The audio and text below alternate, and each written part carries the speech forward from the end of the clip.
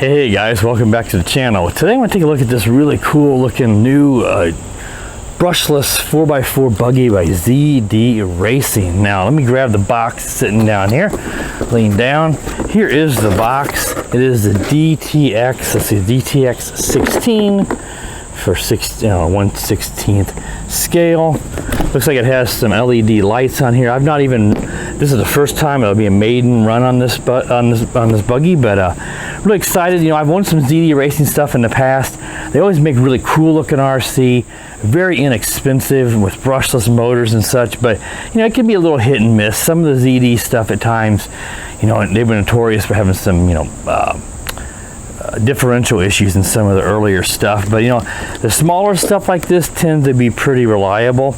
And again, this is brushless, and it is you know, it's not very much. I don't remember the exact cost on this, but if you're interested, check the description. It'll be a purchase link to Banggood for it. You can see that I keep popping this up. I had the body clips off, but here's the LED strip here on the top. It's 4x4, oil-filled shocks, fully independent suspension on this guy. Really nice. I can't show you here, but when I go out to do the driver review here in a minute, I will. When you drop this, it's really soft. The shocks here, I'll lift up the top of the body here. The shocks in here, as you can see, again, really soft. They look metal, but I'm pretty sure these are just plastic. Uses a Dean's plug on the battery. It's got a brushless ESC and receiver combo. Pretty standard, par for the course type of stuff for a buggy this size. Here's your servo down here in the bottom. It's got a 3300 kV. I don't remember the size, but it's a little bitty ZDRacing branded brushless motor on this guy. Everything looks right. You know, it looks pretty nicely built. Let me grab the battery. You know, as you can see, this is on a hinge, so you can just take out the two body clips, rotate it back, and get access to your battery to plug it in, and you don't have to worry about taking all the body off and, you know, misplacing the body or something like that. So yeah, really sharp. Again, here's your differential going here on these, and if I run both, you can see it's going the back. These are, looks like these are, I think these are, let me see if these are metal dog bones. Yeah, it sounds like it by the sound. So all full metal dog bones there on the drive shaft. So let's grab out in the box here. I've got the all the stuff in here, and you've got a 1500 milliamp 15C 2S LiPo. They go in that Dean's plug and your balance plug. Standard connectors, what you want to see on something like this, in case you would decide to use a hobby grade charger instead of the included one. But the supplied one is not bad. It's a B3 Pro. It says IMAX RC, but that's not really IMAX like Sky RC makes. But these, I've had these before. These work pretty good. They're 2 and 3S chargers. They gave me both a EU, and it's somewhere, if I got it in here, I think it fell out of the box. Right, no, here it is. It's already on it. And an American USA plug, so you're good on both connections. You don't need an adapter for that. And it's got some other accessories. It's got like a receiver cover or something in here, and some zip ties. I don't know why you would need that. The instruction manual's pretty, I'm not going to pull that out. It's got some 3M adhesive double-sided tape in there, and that the instruction manual is pretty common ZD one. It's used in the other 1/16 scale. It's not real in depth, but it does have an exploded view in there, so you can see all the parts if you need to reassemble this guy.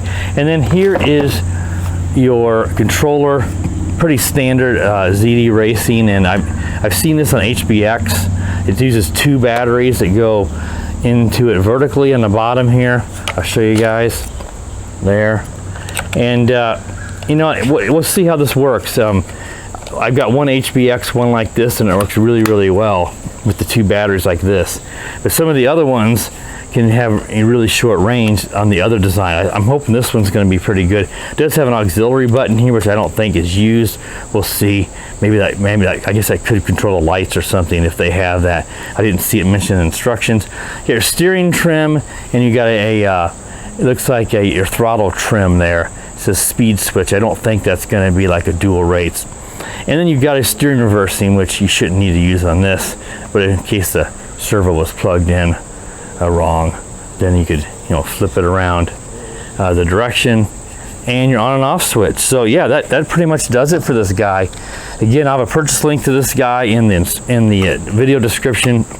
Again, I don't remember the price offhand. I wanted to think it was somewhere in the $80. I'm pretty sure it was under $100.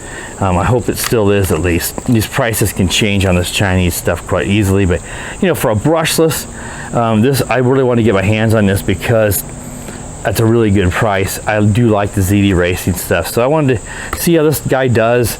Is it worth the money? You know, on this low price, is it worth it? Because the brushless stuff is really coming down in price where you don't have to spend $300–400 on a brushless car anymore. So yeah, that wraps up this quick overview here. Let you guys see everything. So what we'll do is we'll go out now. I'm going to drive it around out in front of the in-laws house and some rocks, and we'll do the drive review. So we'll be right back for that, guys. All right, guys, so let's take the ZDRacing little 1/16 scale rocket buggy out now for the test drive. Now, this rock driveway at my in-laws is really nice for driving these little cars like this, especially at this size. So I thought I'd just drive it around here and see how it does in the rocks. I already have it bound up, so it's all ready to go. As you guys can see, it's 4-wheel drive. So I'm going to toss it out here. You guys can see the nice suspension that probably didn't show up in my field of view. So let's toss it a little farther out here. It seems to do pretty good. I really like the suspension on this guy. Yeah. It's got that grass. I need to cut the grass here, but even through that rather tall grass, it's doing just fine, as you'd hope it would do on 4-wheel drive. Yeah. Oh, even did a wheelie there. 4-wheel drive don't usually do wheelies too easily, obviously, as much as a rear-wheel drive. Well, it handles. This is really nice. I'm really liking this so far. It handles nicely. Of course, it's all fully proportional steering and throttle. Which, for something brushless, it's all, you're not going to get a non-proportional brushless car. But I really like the sensitivity. The steering's really nice. I mean, make these nice tight circles, and, you know, it's not forcing me to make big turns or anything like that, which these cheaper cars sometimes can do. Let's go ahead and hammer it. Yeah, this is sharp. I mean, my preliminary assessment on this, I guess you could say, is I'm impressed. Obviously, I need some durability testing to make sure the differential and the gears all hold up, but you know, my feeling is as long as you stick to 2S, I don't think you're going to have any problems with this car. That's my guess. You know, I don't know if they've got metal, or it probably has metal gears. But I mean, usually, sometimes these companies will use a nylon or plastic gear and metal, and then you kind of mix them. And of course, you end up going to 3S or something, and you end up melting the gear, you know, too much heat is generated. But 2S, I think we're going to be just fine. So I don't even know if you could do 3S. I think the ESC was like 35 amps, somewhere around there. But you know, this thing's so good, I wouldn't see a reason to mess with 3S. This is pretty fast. Let's walk it out here into the cul-de-sac here and see if we can get a little better idea on the speed, since we can't really open it up too much without it drifting around the rock. You know, it's losing some traction. So let's, yeah, that's not bad. Whoa, rolled it. Well, it did. Those tires grip enough that it is actually able to ride a wheelie at times, but it doesn't do it too much to where it's causing control issues. Yeah, I'm super impressed with this. It looks like ZD is. Whoa, there's a wheelie again. Looks like ZD's really started to step up their game a little more, which they need to, because they did have some issues with some of their earlier cars, especially. I was maybe the first person to review the ZDRacing ZMT10, the 9106, and that truck was hugely popular because it was brushless, 1/10 scale, and like $130, which is just unheard of. And it's a pretty good truck, but some of the later, you know, I was early with mine, and it worked always. I've never had a problem with it. A lot of people had differential issues when they really started cranking those out. They didn't always assemble the differentials correctly. You know, I had the shims wrong and stuff in there. And then of course the metal used in the differentials were not the greatest either, but it was fine for me. And a lot of people had problems with them. But I think they've realized, you know, as popular as that brand is becoming, that they've got to make sure that they make sure that the gears are all good in it. And so far, this guy's really nice so far. Range seems okay. I'm not going to try pushing it too far. I'm not a real big range driver on a car. I mean, I want to keep it close to me anyway, but the HBX controller that's similar to this, that came with some of those newer HBX, had some issues with, you know, very short range, and the controller was very similar to this. But this one reminds me more of the older HBX controller I used with my ground, I think it was a ground crusher it was called, and that controller I love. So this one, just 2 batteries, I'm getting sufficient range with just 2 you know, 3 volts, just 2 1.5 volt alkaline batteries. So that's great. Whoa, and every time here it's gone back on its wheels. So yeah, I like this guy. This is definitely a thumbs up for me on this car right now. I mean, it's got good speed for 2S. The big tires are really nice and got good grip. The handling is excellent. It's got good power. This is what you want to see. If you're gonna, you know, if you want to dip into the brushless world and you want to, maybe you haven't gotten into them, maybe you were like me and you were into the older brush cars, got out of the hobby, got back into it, and maybe you want to get into brushless. This would be a great car. If you're just looking to get into brushless without breaking the bank, you can just see the brushless power and acceleration is just incredible.